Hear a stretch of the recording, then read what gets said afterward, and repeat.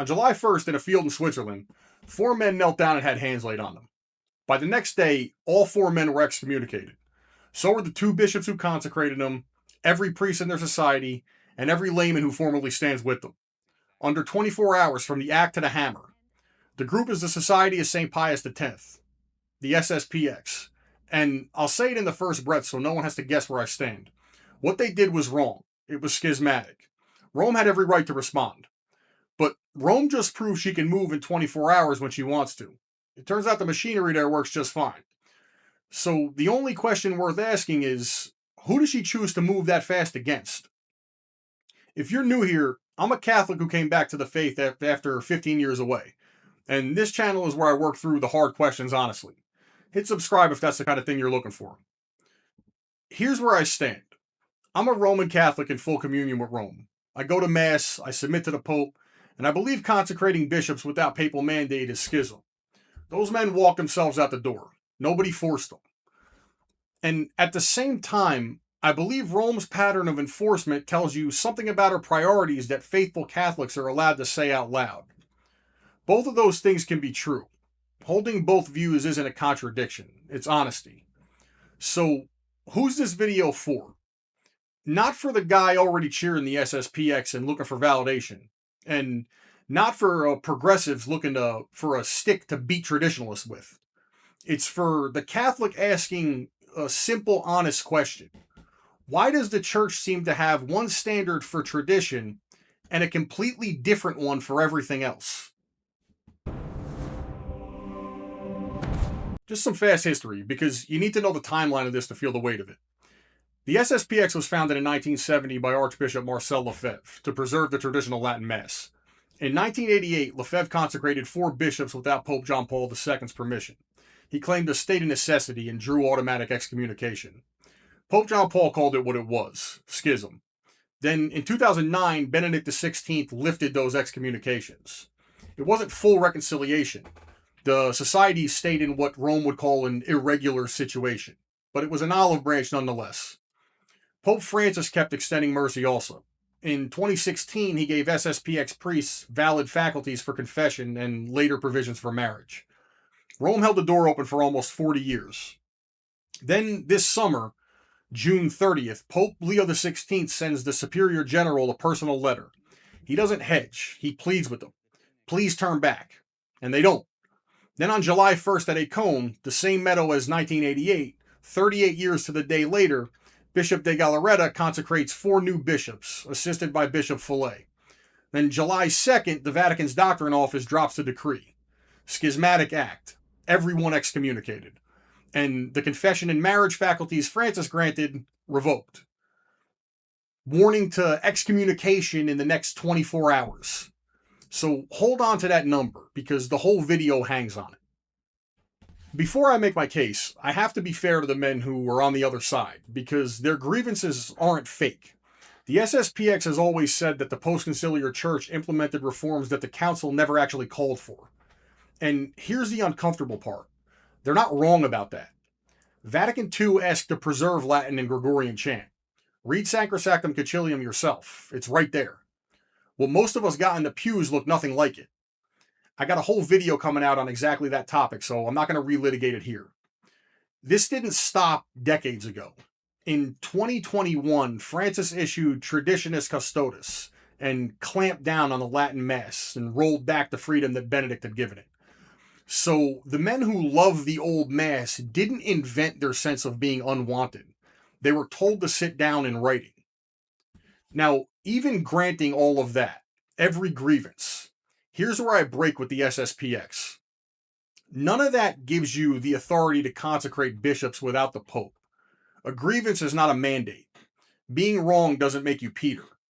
You don't save the church by walking out of her. Now, watch what happens when the deviation runs in the other direction. Because Rome is not soft on discipline. 24 hours prove the machinery works just fine. The question is who it gets pointed at. Start with the freshest case. It's a sitting Catholic bishop, and it happened 10 weeks before Écône. On April 18th, Bishop Joseph Brennan of Fresno was present at an Episcopal cathedral for the consecration of Gregory Camorra as a bishop in the Episcopal Church. Footage that was reported by the Catholic Herald and Catholic Culture, which are mainstream press outlets, not fringe blogs, appear to show Brennan joining in the laying on of hands. Now, Rome teaches that Anglican orders are invalid. Leo XIII settled that in 1896. They're null and void. So, in Rome's own eyes, Brennan didn't validly consecrate anyone.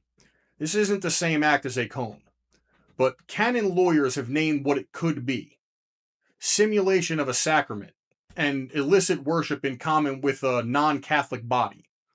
Both are violations Rome's discipline exists to address. So, line them up.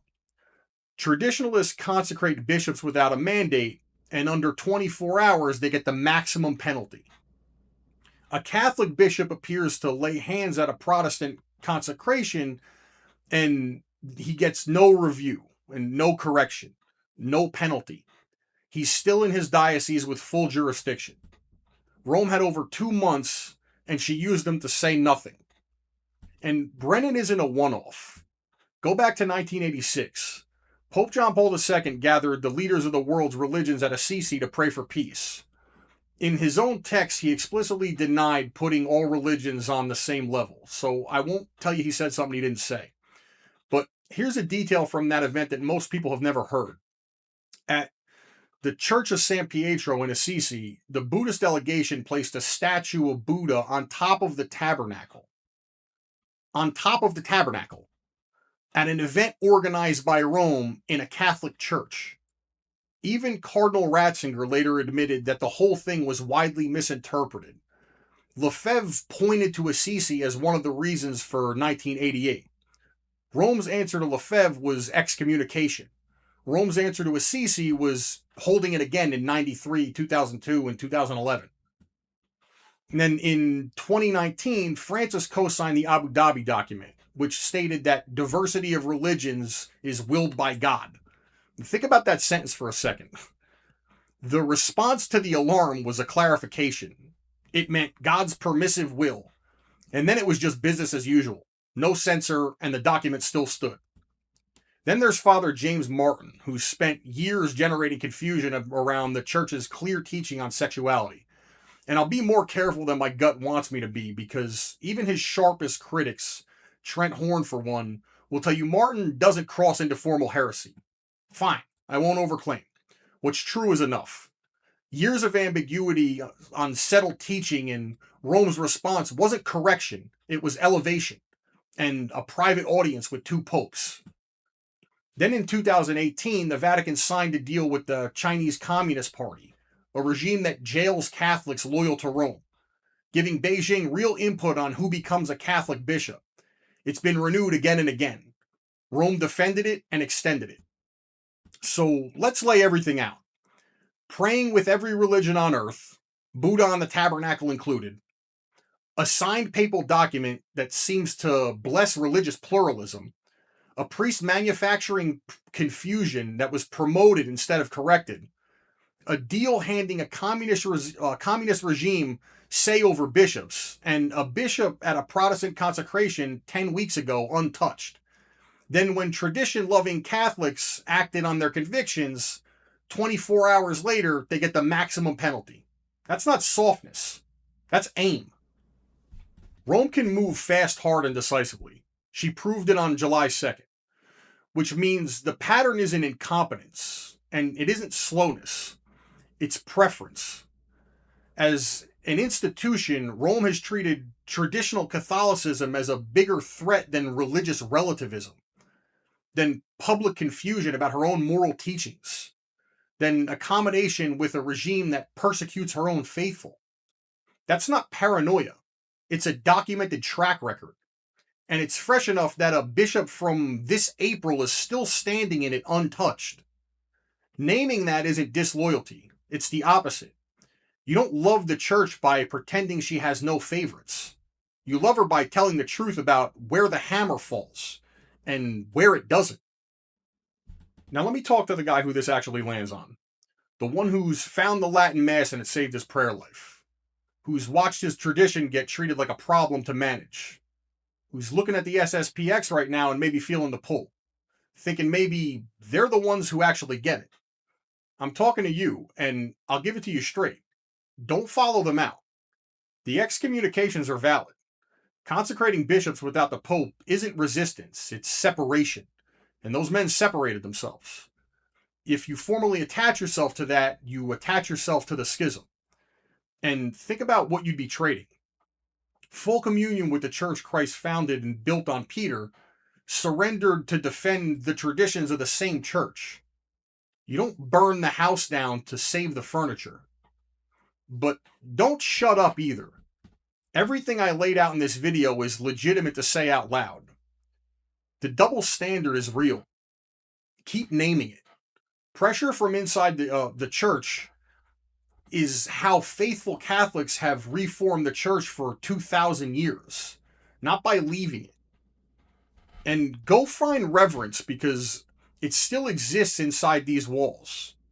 Back the Latin Mass communities that are in good standing with Rome, the ones who never left, or walk into an Eastern Catholic parish on a Sunday and stand through a divine liturgy. I do it regularly. It's ancient and reverent, in full communion with the Pope, and no one's trying to take it from you. Find a reverent priest and hold on to him. Stay, fight, kneel, but stay. So walk away holding both truths. The consecrations were schismatic, and Rome had the authority to respond. And Rome's preference for accommodating everyone except her own traditionalists is real. It's a documented pattern, not a grievance I invented. It's a track record you can check into yourself. Loving the church honestly means refusing to lie about either one. And here's the part that hit me the hardest and when I was putting this together. The same day Rome dropped that decree, she published a way back. The exact steps home for the SSPX, for any SSPX priest or layman who wants it. Because that's what a father does. He tells you the truth about the road you're on, and he leaves the porch light burning. That's the whole reason this channel exists. The door home is always open. Don't be the son who stands out in the field because he's too proud or too wounded to walk back up the road. If I said something you need to hear, hit like. It genuinely helps a small channel get in front of the guys who need it. Subscribe for my Vatican II video, because it's pretty much the backbone of everything that I said today. And tell me in the comments, am I reading Rome's pattern right, or am I missing something? I read pretty much every comment. Seek the truth. Stay in the house. Draw closer to Christ. I'll see you in the next one.